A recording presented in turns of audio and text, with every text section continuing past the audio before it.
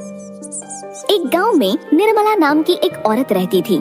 निर्मला की बेटी थी जिसका नाम काजल था और उसके पति के गुजर जाने के बाद घर की सारी जिम्मेदारी उसके सर आ गई थी। वो दूसरों के घर में काम करके अपनी बेटी का पेट पालती थी। एक दिन काजल अपने स्कूल से आ रही होती है। क्या हुआ बेटी, तू इतनी जल्दी स्कूल से कैसे आ गई? तेरी तबीयत तो ठीक है ना? माँ, मुझे स्कूल से निकाल दिया है। आपने 3 महीनों से मेरी स्कूल की फीस नहीं दी। टीचर ने कहा है जब तक फीस नहीं लाओगे स्कूल मत आना। मेरी बच्ची, मुझे माफ कर दे, मेरी वजह से तेरा स्कूल भी छूट गया। नहीं माँ, इसमें आपकी क्या गलती? आपसे जितना हो पाता है आप करती हो। मैं मालकिन से उधार लेकर तेरी फीस जल्दी भर दूंगी। ठीक है माँ, अब ये सब छोड़ो, चलो ना खाना खाते हैं। निर्मला जाती है और काजल के लिए खाना लेकर आती है और काजल को देती है। क्या हुआ माँ, आपका खाना कहाँ है? वो मुझे भूख लगी थी तो मैंने पहले ही खा लिया था, तू अब खा ले। काजल समझ जाती है कि उसकी माँ ने खाना नहीं खाया और जितना खाना था वो उसे दे दिया। कई दिन गुजर गए लेकिन निर्मला काजल के स्कूल की फीस नहीं भर पाई। काजल भी समझ गई थी कि अब वो शायद स्कूल कभी न जा पाए। एक दिन, माँ तुम काम पर चली जाती हो, मैं यहाँ अकेले रहती हूँ। मैं भी आपके साथ चलूं? आपकी थोड़ी मदद भी कर लूंगी। अच्छा चल ठीक है। दोनों माँ बेटी जाती हैं। उन दोनों को देखकर अनीता, जिसके यहाँ निर्मला काम करती थी, कहती है, अरे निर्मला, ये कौन है? मालकिन, ये मेरी बेटी है काजल। तो तुम इसे यहाँ क्यों लाई हो? मालकिन, वो अकेली थी ये, इसलिए आ गई मेरे साथ। अच्छा कोई बात नहीं, चल अब जल्दी से काम पर लग जा। निर्मला काम करने लग जाती है और काजल वहाँ पड़ी एक बुक उठा लेती है और पढ़ने लग जाती है। इतने में अनीता वहाँ आ जाती है और कहती है, अरे अरे, ये क्या कर रही है तू?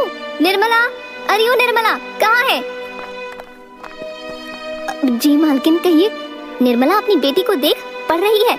इसे घर के काम सिखा, वही इसके काम आएगा, ये पढ़ाई लिखाई नहीं। मालकिन, आप ऐसा क्यों कह रही है? मैं पढ़ना चाहती हूँ। एक नौकरानी की बेटी होकर तू पढ़ाई करेगी? जाकर काम कर। निर्मला चुपचाप काम करने लगती है लेकिन उसे अनीता की बातों का बहुत बुरा लगता है। वो काम करके घर पहुंचती है और माँ लक्ष्मी के सामने जाकर रोने लगती है। माँ, मैंने ऐसी क्या गलती कर दी जिसकी सजा मेरी बेटी को मिल रही है? मैंने अपने पूरे जीवन में कभी किसी के साथ कुछ गलत नहीं किया, किसी के साथ कोई छल नहीं किया, फिर भी मैं अपनी बेटी को अच्छे से पढ़ा नहीं पा रही, उसे ढंग से 2 वक्त का खाना नहीं दे पा रही।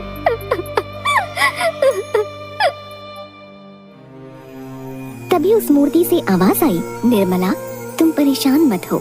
मनुष्य को जीवन में अनेक कठिनाइयों का सामना करना पड़ता है, लेकिन आज तुम्हारी सारी परेशानियों का अंत हो जाएगा। तभी एक बहुत तेज रोशनी में एक जादुई अंगूठी सामने आ जाती है। माँ, मैं इस अंगूठी का क्या करूँगी? ये कोई साधारण अंगूठी नहीं है, ये एक जादुई अंगूठी है। इस अंगूठी से जो चीज तुम चाहोगी वो तुरंत मिल जाएगी। बस इस अंगूठी को घुमाना और मुझे याद करना। धन्यवाद माँ, धन्यवाद। लेकिन निर्मला, एक बात का हमेशा ध्यान रखना, ये अंगूठी किसी गलत व्यक्ति के हाथ नहीं लगनी चाहिए। जी माँ, जी मैं ध्यान रखूंगी माँ। निर्मला वो अंगूठी पाकर बहुत खुश थी। यहाँ अभी कोई नहीं है, चलो इस अंगूठी की परीक्षा लेती हूँ। निर्मला अंगूठी को घुमाती है और माँ लक्ष्मी का ध्यान करते हुए अच्छे खाने की कामना करती है। वैसे ही एक टेबल पर लजीज खाना आ जाता है। वो और उसकी बेटी पेट भर कर खाना खाते हैं और चैन की नींद सो जाती हैं।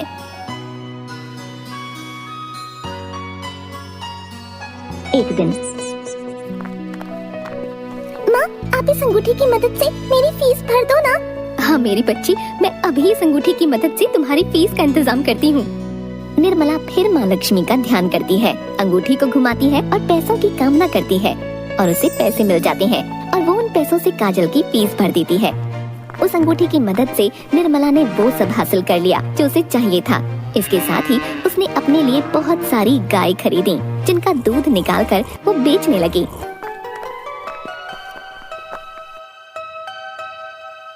थोड़े ही दिन में निर्मला की गरीबी दूर हो गई और वो अमीर हो गई और उस अंगूठी की मदद से वो निर्धन लोगों की मदद करने लगी। लेकिन गांव के कई लोगों को ये बात खटकने लगी और लोग आपस में बात करने लगे। उसके पड़ोस में रहने वाली औरतें भी उससे जलने लगीं। पड़ोस में रहने वाली दो औरतें बात करते हुए, अरे जीजी, इस निर्मला के पास न जाने इतना धन कहाँ से आ गया। कहाँ तो इसके पास खाने को नहीं था और अब देखो सब है। हाँ निशा, तू सही कह रही है, कुछ तो बात है, हमें इसका पता लगाना होगा। हाँ जीजी, सही कह रही हो आप। दोनों देवरानी और जेठानी मिलकर निर्मला के घर की निगरानी करने लगी और एक दिन उन्होंने निर्मला को उस अंगूठी का इस्तेमाल करते देखा। और फिर क्या था, एक दिन निशा ने मौका पाकर उस अंगूठी को चुरा लिया। अगले दिन निशा अपनी जेठानी के पास आई। ये देखो जीजी, मेरे पास क्या है। अरे निशा, ये तो वही अंगूठी है जिसकी मदद से निर्मला इतनी अमीर हो गई है। हाँ हाँ, ये वही अंगूठी है। लाला, मुझे दे। आपको क्यों दूं? इसे चुरा कर तो मैं लाई हूँ। लेकिन मैं तुझसे बड़ी हूँ ना, इस घर में जो चीज आती है वो सबसे पहले मुझे मिलती है। इस बात को लेकर दोनों में लड़ाई हो जाती है और दोनों के बीच मारपीट हो जाती है। लड़ते लड़ते दोनों को काफी चोटें आ जाती हैं, जिस वजह से वो दोनों बेहोश हो जाती हैं। इधर निर्मला को अंगूठी नहीं मिल रही थी, जिस वजह से वो बहुत परेशान थी। वो अंगूठी को इधर उधर ढूंढ रही थी। तभी उसे बेहोश पड़ी निशा दिखाई देती है और जब वो पास जाती है तो देखती है कि निशा और उसकी जेठानी दोनों बेहोश पड़ी हैं और निशा के हाथ में वही अंगूठी है।